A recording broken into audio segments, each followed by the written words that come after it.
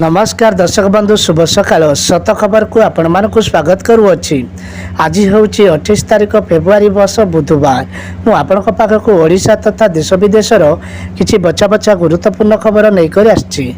तेणुक dairy न करी चलतु फटाफट आज खबर उपर नजर पकाइबा। श्रमिक 2 लाख टंकार बीमा योजना बैंक खाता को आसिला 1000 टंका तुरंत चेक करंतु। हाँ दर्शक बंधु, केंद्र सरकार पक्षर अनेक गुड़िए योजना कार्यकारी होछि। अनेक गुड़िए योजना कार्यकारी हेबा सहित समय करे से गुड़िकर संशोधन होइथाय। एही योजना गुड़िक मध्यरु अनेक से भारतीयों पई जो माने आर्थिक दृष्टि दुर्बल किंबा गरीब श्रेणीर सेहिथिपाई श्रमिकों 2 लाख टंकार बीमा दौरान ई श्रम योजना रे।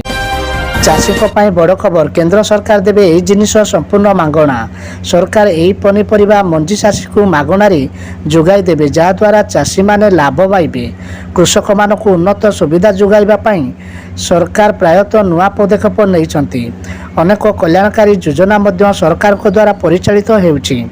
चाषी को 4 प्रकार पनीपरिया मागणारे मंजी दिया जाउछि, जेउथिरे लंका, टमाटो, कैप्सिकम एवं काकुड़ी मंजी अंतर्भुक्त अछि। एणिकी सप्ताह 5 दिन खोला रहिबो बैंक, बाकी 2 दिन कर्मचारी छुट्टी। एणिकी खूब शीघ्र सप्ताह 7 रु 2 दिन बैंक बंद रहिबो। फल बैंक रे काम करुथिबा कर्मचारी एवं अधिकारी को सप्ताह मात्र 5 दिन काम करने हेबो। कारण ए नै अर्थमंत्री निर्मला सीतारमण को बैंक कर्मचारी यूनियन मिलित मंच यूनाइटेड फॉरम एक चिठी लिखिछंती। चाषी को खाता को आसो 16तम किस्ती। हाँ दर्शक बंधु, आज बहुत बड़ खुशी खबर, चाषी बहुत बड़ खुशी खबर। बुधवार बा आज आसो 16तम किस्ती। आपण को मिल कि ना यहीपरि करंतु जांच। जदि आपण पीएम किसान सम्मान निधि योजनार हिताधिकारी, तेबे आपण एक खुशी खबर अच्छी। दीर्घ दिन धरी 16तम किस्ती अपेक्षा करिथिबा कृषक माने शीघ्र सेमानक अकाउंट रे 2000 टंका पाइबाकू जाउछंती। आज अर्थात 28 फेब्रुआरी प्रधानमंत्री मोदी 16तम किस्तीर टंका को सीधा सड़क लाभ माध्यम 150 कोटी कोटी चाषी अकाउंट को स्थानांतरित करेंगे। बाहागर सीजन रे आसिला खुशी खबर, सुना दर रे सामान्य परिवर्तन।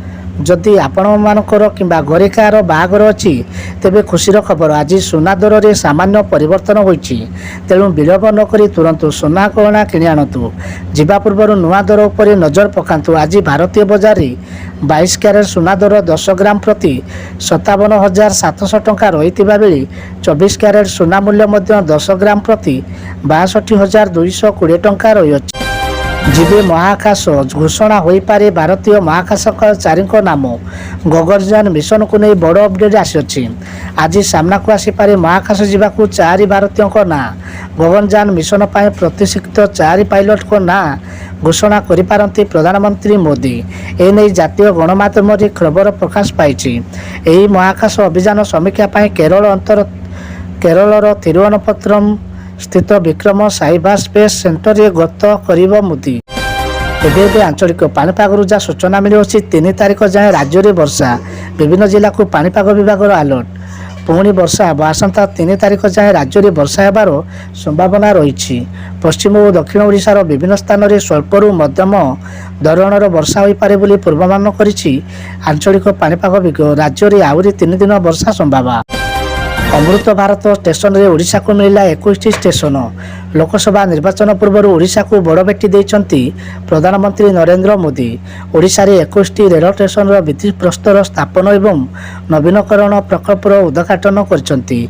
वीडियो कॉन्फ्रेंसिंग जरिया रे ए समस्त भित्तिप्रस्तर प्रकल्प उद्घाटन करी प्रधानमंत्री नरेंद्र मोदी